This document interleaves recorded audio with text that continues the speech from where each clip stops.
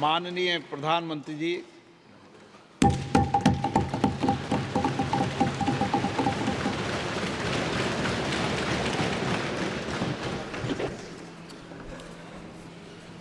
आदरणीय अध्यक्ष महोदय, ये सदन का सौभाग्य है कि आप दूसरी बार इस आसन पर विराजमान हो रहे हैं। आपको और इस पूरे सदन को मेरी तरफ से मैं बहुत बहुत बधाई देता हूं।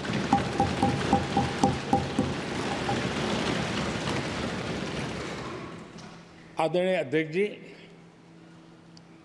मेरी तरफ से आपको शुभकामनाएं हैं, लेकिन इस पूरे सदन की तरफ से भी आपको अनेक अनेक शुभकामनाएं। अमृत काल के इस महत्वपूर्ण कालखंड में दूसरी बार इस पद पर विराजमान होना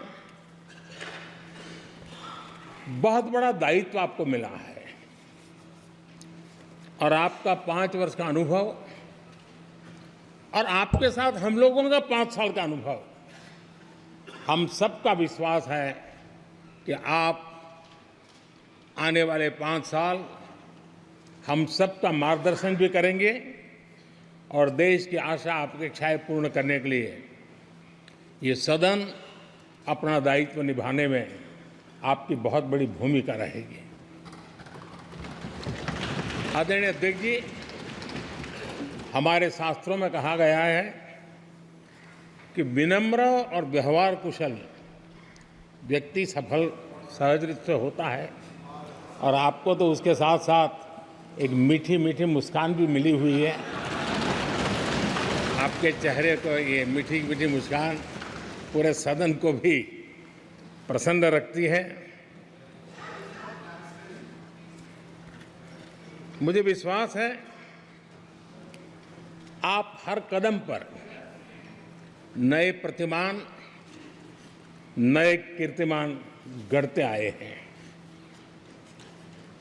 18वीं लोकसभा में स्पीकर का कार्यभार दूसरी बार संभालना ये अपने आप में एक बड़ा नया रिकॉर्ड बनते हम देख रहे हैं। श्री बलराम जाखड़ जी वो पहले ऐसे अध्यक्ष थे जिन्होंने 5 साल कार्यकाल पूरा करके फिर दोबारा उनको स्पीकर बनने का अवसर मिला था। उसके बाद आप हैं जिन्हें 5 साल पूर्ण करने के बाद दोबारा इस पद पर आसीन होने का अवसर मिला।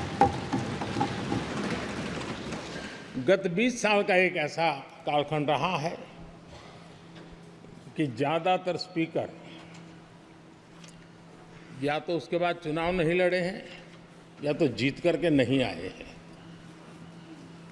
आप समझ सकते हैं कि स्पीकर का काम कितना कठिन है कि उसके लिए दोबारा जीतना मुश्किल हो जाता है, लेकिन आप जीत करके आए हैं, इसके लिए एक नया इतिहास आपने गढ़ा। आदरणीय अध्यक्ष जी, इस सदन में ज़्यादातर हमारे सभी माननीय सांसद आपसे परिचित हैं, आपके जीवन से भी परिचित हैं और पिछली बार मैंने इस सदन में आपके संबंध में काफ़ी कुछ बातें रखी भी थी और मैं आज उसको दोहराना नहीं चाहता हूं, लेकिन मैं एक सांसद के रूप में और हम सभी सांसद के रूप में आप जिस प्रकार से एक सांसद के नाते काम करते हैं, ये भी जानने योग्य है और बहुत कुछ सीखने योग्य है। मुझे विश्वास है कि आपकी कार्यशैली एज ए सांसद भी हमारे जो फर्स्ट टाइमर सांसद हैं, हमारे युवा सांसद हैं, उनको जरूर प्रेरणा देगी। आपने अपने कार्यक्षेत्र में, संसदीय क्षेत्र में स्वस्थ मां और स्वस्थ शिशु एक कमिटमेंट के साथ जो अभियान चलाया है, और सुपोषित मां, इस अभियान को आपने जिस प्रकार से अपने क्षेत्र में प्राथमिकता देकर के खुद को इन्वॉल्व करके किया है, वो वाकई प्रेरक है। आपने कोटा के ग्रामीण क्षेत्रों में हॉस्पिटल ऑन व्हील्स, ये भी एक मानव सेवा का उत्तम काम, जो राजनीतिक कामों के सिवाय करने वाले कामों में आपने चुना है, वो भी अपने आप में गांव-गांव लोगों को स्वास्थ्य सेवाएं पहुंचाने में मदद कर रहा है। आप नियमित रूप से गरीबों को कपड़े,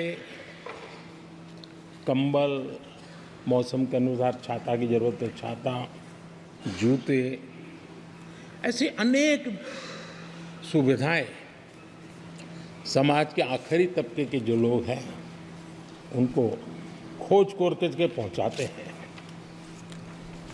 खेलों में प्रोत्साहन देना आपके क्षेत्र के युवकों में, ये आपने एक प्राथमिकता के रूप से काम उठाया है। आपके पिछले कार्यकाल में 17वीं लोकसभा में मैं कहता हूं कि संसदीय इतिहास का वो स्वर्णिम कालखंड रहा है। आपकी अध्यक्षता में संसद में जो ऐतिहासिक निर्णय हुए हैं, आपकी अध्यक्षता में सदन के माध्यम से जो सुधार हुए हैं, ये अपने आप में एक सदन की भी और आपकी भी विरासत है। और भविष्य में 70वीं लोकसभा के संबंध में जब विश्लेषण होंगे, उसके विषय में लिखा जाएगा, तो भारत के भविष्य को नई दिशा देने में आपकी अध्यक्षता वाली 70वीं लोकसभा की बहुत बड़ी भूमिका रही है।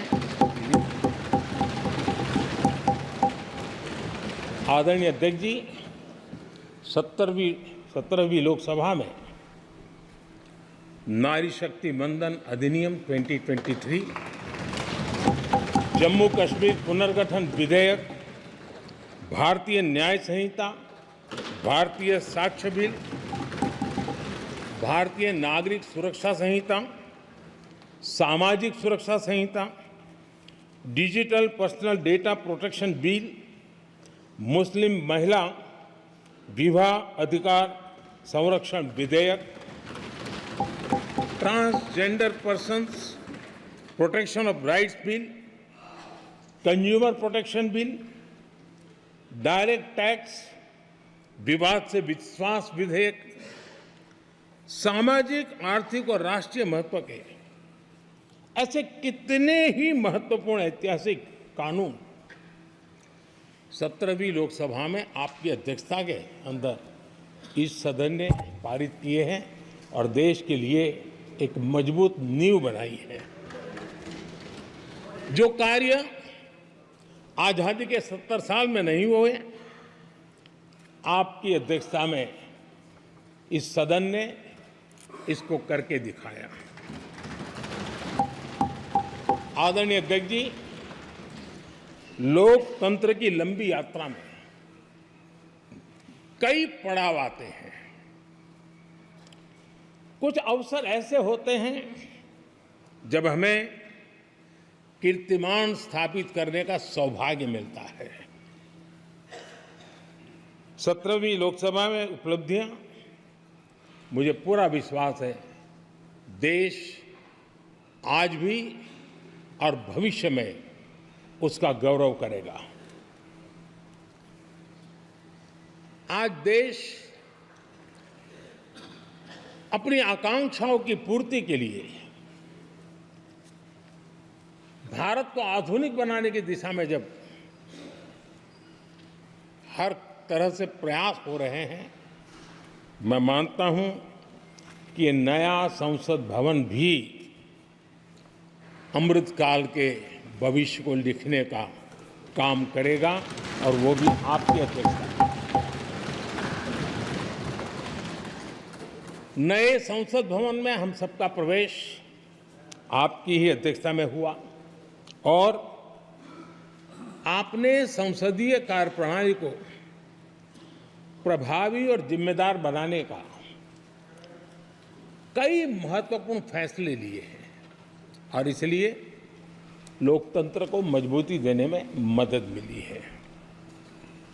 लोकसभा में हम पेपरलेस डिजिटल व्यवस्था से आज काम कर रहे हैं। पहली बार आपने सभी माननीय सांसदों को ब्रीफिंग के लिए एक व्यवस्था खड़ी की।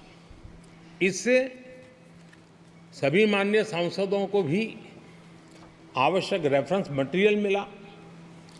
उसके कारण सदन की चर्चा अधिक पुष्ट हुई और ये आपका एक अच्छा इनिशिएटिव था जिसने सांसदों में भी विश्वास पैदा किया। हाँ, मैं भी कुछ कह सकता हूँ, मैं भी अपने तर्क दे सकता हूँ। तो एक आपने अच्छी व्यवस्था को विकसित किया है।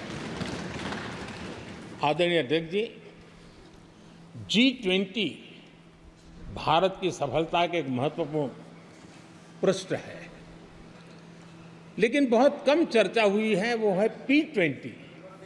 और आपके नेतृत्व में G20 देशों के जो पीठासीन अधिकारी हैं, स्पीकर्स हैं, उनका सम्मेलन आपकी अध्यक्षता में हुआ और अब तक P20 के जितने सम्मेलन हुए हैं उसमें ये ऐसा अवसर था कि दुनिया के सर्वाधिक देश आपके निमंत्रण पर भारत आए और बहुत ही उत्तम प्रकार के निर्णय उस समिट में हुए और उसने विश्व में भारत की लोकतंत्र की जो प्रतिष्ठा है उसको गौरव देने में बहुत बड़ा रोल अदा किया है। आदरणीय अध्यक्ष जी, ये हमारा भवन ये सिर्फ 4 दीवारें नहीं है। हमारा ये संसद 140 करोड़ देशवासियों की आशा का केंद्र है।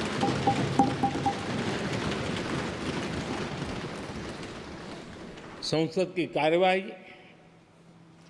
जवाबदेही और आचरण हमारे देशवासियों के मन में लोकतंत्र के प्रति जो उनकी निष्ठा है उसको और अधिक मजबूत बनाता है। आपके मार्गदर्शन में 17वीं लोकसभा उसकी प्रोडक्टिविटी 25 साल के हाईएस्ट लेवल पर 97% रही और इसके लिए सब माननीय सदस्य तो अभिनंदन के अधिकारी हैं, लेकिन आप विशेष अभिनंदन के अधिकारी हैं। कोरोना जैसे मुश्किल कालखंड में आपने हर सांसद से व्यक्तिगत फोन पर बात करके उनका हाल पूछा। कहीं किसी सांसद की बीमारी की खबर आई तो आपने सदन के अध्यक्ष के नाते व्यक्तिगत रूप से उसकी चिंता की और वो सभी दल के सांसदों से जब मुझे सुनने को मिलता था मुझे बड़ा गर्व होता था कि जैसे आप इस सदन के परिवार के मुखिया के रूप में उस कोरोना कालखंड में भी व्यक्तिगत चिंता करते थे। कोरोना काल में भी आपने सदन का काम रुकने नहीं दिया। सांसदों ने भी आपके हर सुझाव को सर आंखों पे चढ़ाया। किसी को ऊपर बैठने के लिए कहा तो वो वहाँ जाके बैठा, किसी को दूसरे जगह पे जाके बैठने के लिए कहा तो वो भी बैठा, लेकिन देश के काम को किसी ने रुकने नहीं दिया। लेकिन आपने ये जो फैसले किए उसका परिणाम है कि हम उस कठिन कालखंड में भी कार्य कर पाए।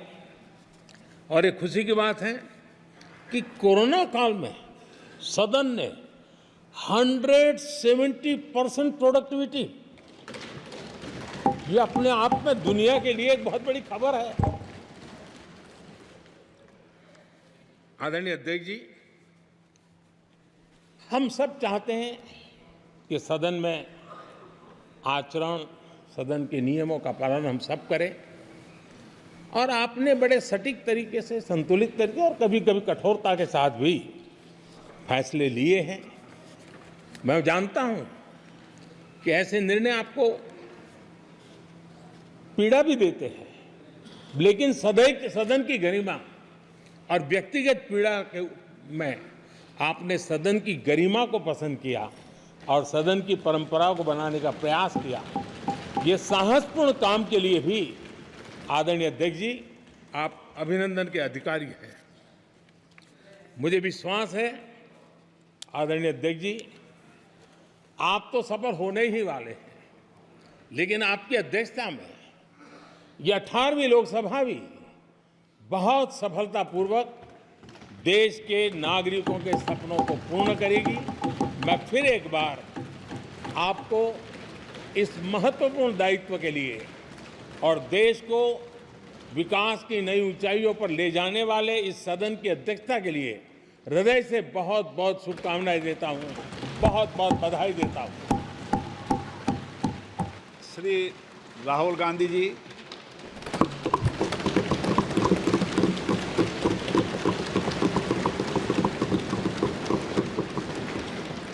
Speaker, sir, I'd like to congratulate you for your successful election.